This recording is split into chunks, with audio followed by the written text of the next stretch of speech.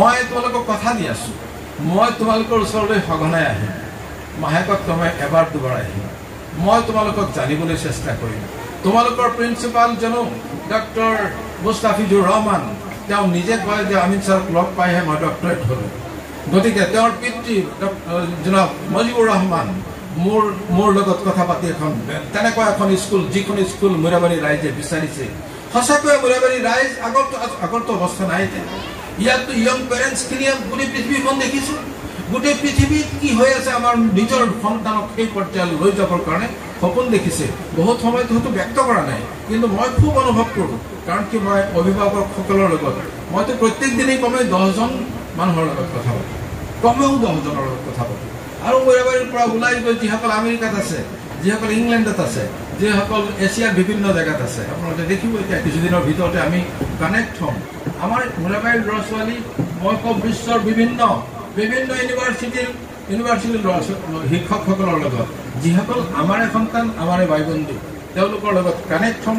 Assam knowledge ছ'চাইটিৰ জৰিয়তে AKSৰ জৰিয়তে আমি নতুনকৈ যিটো স্থাপন কৰিছোঁ AKS debate and quiz club, ইয়াতে আমেৰিকাৰ পৰা মোৰ বন্ধু, আপোনালোকৰ বন্ধু চিনাকি দিলে আপোনালোকে চিনি পাব।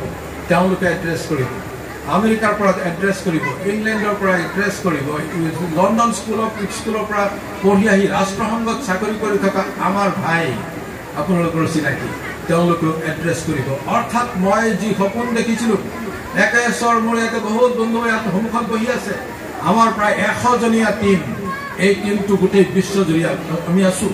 আমি এটা সপোন দেখিছিলোঁ যে আমাৰ সন্তানে আৰু কেতিয়াও ভৱিষ্যতে 2nd ডিভিজন 3rd ডিভিজন নাপায়, আমাৰ সন্তানে কেতিয়াও মেথছ ফবিয়াত ভুগি নাথাকে, আমাৰ সন্তানে কেতিয়াও ইংলিছ ফবিয়াত ভুগি নাথাকে, আমাৰ সন্তানে বিশ্বৰ আটাইবোৰে বিখ্যাত ইউনিভাৰ্চিটি সম্পৰ্কে অৱগত হৈ থাকিব। আমি গোটেই পৃথিৱীখন তেওঁলোকৰ আগত খুলি দিম। ক'ত খুলি দিম? স্কুল ক্লাছৰুমৰ ভিতৰততো আমি খুলি দিব নোৱাৰোঁ। ক্লাছৰুমততো চেপ্টাৰৰ ওপৰত ক্লাছ হয়। তেতিয়াহ'লে ভাৰতৰ বিখ্যাত, মই শব্দ উচ্চাৰণ কৰিছোঁ কিন্তু মই ক'ব পৰা নাই আপোনালোকক, যে ভাৰতৰ যিখিনি নেশ্যনেল স্কুল, যিখিনি গ্ল'বেল স্কুল, যিখিনি ইণ্টাৰনেশ্যনেল স্কুল, কেইবাখনো স্কুল মই ভিজিট কৰিছোঁ আৰু কেইবাখন স্কুলৰ কৰ্তৃপক্ষৰ লগত মই কানেক্টেড হৈ আছোঁ। তেওঁলোকেনো কেনেকৈ কৰিছে, কেনেকৈ ল'ৰা ছোৱালী বনাইছে। এটা কথা মই খালি কওঁ যে মই অলপ আগতে ক'লোঁ যে মই কটনত গৈ 26 পাইছিলোঁ, মই এটা বাক্য কমপ্লিট কৰিব পৰা নাছিলোঁ। কিয় হৈছিলে সেইটো? ইণ্টাৰনেশ্যনেল স্কুল, মাদাৰ ইণ্টাৰনেশ্যনেল, ধৰি লওক মাদাৰ ইণ্টাৰনেশ্যনেল ভাৰতৰ বিখ্যাত স্কুল, তাত কেনেকৈ পঢ়ুৱাইছে? যিদিনাখন যিটো চেপ্টাৰ শেষ হৈছে, সেই চেপ্টাৰটো শেষ কৰিছোঁ বুলি শিক্ষকজনে ক'লে যে আজি এই চেপ্টাৰটো কমপ্লিট হৈছে। বা ছাত্ৰ ছাত্ৰীসকল তোমালোকে এই কথাটো শুনা, খালি বহুত কথা মই কৈ আছোঁ, মানে তোমালোকে বুজাকেই ক'ব পৰা নাই। এইটো কথাটো শুনা, খালি তোমালোকে যি ক্লাছত আছা, যোনে যিটো ক্লাছত আছা, সেই ক্লাছৰ কিতাপখনত এটা নতুন চেপ্টাৰ ষ্টাৰ্ট হৈছে। এসপ্তাহ পিছত এই চেপ্টাৰটো কমপ্লিট হৈছে। গুৰুজনে কৈছে যে 15 নম্বৰ চেপ্টাৰ কমপ্লিট হৈছে, কাইলৈৰ পৰা 16 নম্বৰ চেপ্টাৰ আৰম্ভ হ'ব। আমি চবেই মানি ল'লোঁ যে 15 নম্বৰ চেপ্টাৰ কমপ্লিট। কিন্তু আপোনালোকে ভাবিছেনে এই চেপ্টাৰটোৰ জৰিয়তে যিখিনি জ্ঞান আমাক দিব খুজিছিলে সেইখিনি আপোনালোকে পালেনে? আপোনালোকে পাই গ'লো ছাৰ। তেতিয়াহ'লে নাপালে কি? কেনেকৈ পালে? যি চেপ্টাৰটো ইংলিছ মিডিয়ামত লিখা আছিলে, সেই কিতাপখনত না সেই চেপ্টাৰটোত কমেও 300 ৱাৰ্ড ইউজ হৈছিল। সেই 300 ৱাৰ্ড আমাৰতো মাতৃভাষা অসমীয়াত নাছিল, ইংৰাজীত আছিল। ইংৰাজীত 300 শব্দই আপোনালোকে জানেনে? তোমালোকে জানা জানো সেই 300 শব্দ? আটাইখিনি ছাৰে যে ক'লে যে চেপ্টাৰ কমপ্লিট হৈছে, তেনেহ'লে 300 শব্দ আমাৰ কমপ্লিট হৈছেনে? জনাটো কমপ্লিট হৈছেনে? নাই হোৱা। নাই হোৱা কাৰণে NCERT বা SCERT তলত লিখি দিছে 300 শব্দৰ চেপ্টাৰটোত তলত 15টা শব্দ লিখা আছে নিউ ৱাৰ্ডছ। অৰ্থাৎ 285টা শব্দ তোমালোকে আগৰ ক্লাছবিলাকত পঢ়িছা, ক্লাছ 1 2 যেতিয়ালৈকে আছা, আৰু 15টা শব্দ এইবাৰ NCERT নতুনকৈ দিছে আৰু কৈ দিছে নিউ ৱাৰ্ডছ। অৰ্থাৎ কৈছে তোমাক এই নিউ ৱাৰ্ডছ কেইটা শিকি লোৱা। যেতিয়ালৈকে এই নিউ ৱাৰ্ডছ কেইটা শিকি নোলোৱা, তেতিয়ালৈকে তুমি গেপ লৈ পেলাই তুমি নেক্সট ক্লাছলৈ গৈ আছা, গেপ লৈ পেলাই তুমি নেক্সট চেপ্টাৰলৈ গৈ আছা।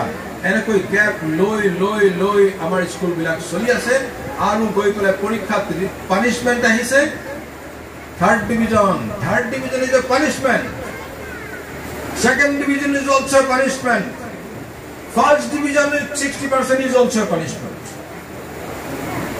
যিখিনি তোমালোকে বাদ দি গৈ আছিলা তাৰ কাৰণে পানিশমেণ্ট হৈছে এতিয়া মেট্ৰিকত থাৰ্ড ডিভিজন পালে তাৰ ঘৰত চাহ খাবলৈ কোনেও নাযায় সেকেন্ড ডিভিজন পালেও তাৰ ঘৰত কোনো মিঠাই খাবলৈ নাযায় ফাৰ্স্ট ডিভিজন পালে নেক্সট উত্তৰটো প্ৰশ্নটো আহে ফাৰ্স্ট ডিভিজন পাইছে আপোনাৰ ল'ৰাই লেটাৰ কেইটা অৰ্থাৎ ফাৰ্স্ট ডিভিজন লৈও মানুহ সন্তুষ্ট নহয় কিয় সবতে গেপ আছে আৰু যদি এনেকৈ গেপ লৈ গৈ থাকে তেনেহ'লে যিসকলে গেপ লৈ যোৱা নাই কোনে লোৱা নাই ডিপিএছৰ ষ্টুডেণ্ট যোৱা নাই মাদাৰৰ ষ্টুডেণ্ট যোৱা নাই মডাৰ্ণৰ ষ্টুডেণ্ট যোৱা নাই টেগৰৰ ষ্টুডেণ্ট যোৱা নাই ভাৰতৰ ডিপিএছৰ স্কুলৰ ষ্টুডেণ্ট যোৱা নাই শিক্ষকে কেতিয়াও মানি নলয় যদি সেই চেপ্টাৰত কিবা আননোন ৱৰ্ড থাকি গৈছে আননোন কনচেপ্ট কিবা থাকি গৈছে তেতিয়ালৈকে শিক্ষকে মানি নলয় মই শিক্ষাগুৰুসকলক উদ্দেশ্য কৰি এই কথাটো কৈছোঁ যদি আমি সেই কাম কৰিব নোৱাৰোঁ তেতিয়াহ'লে মৈৰাবাৰীত মজিবুৰ চাহাবৰ এখন নেশ্যনেল স্কুলৰ যিটো সপোন সেইটো সপোন হৈ থাকিব সেইটো কেতিয়াও দিঠকত পৰিণত নহয়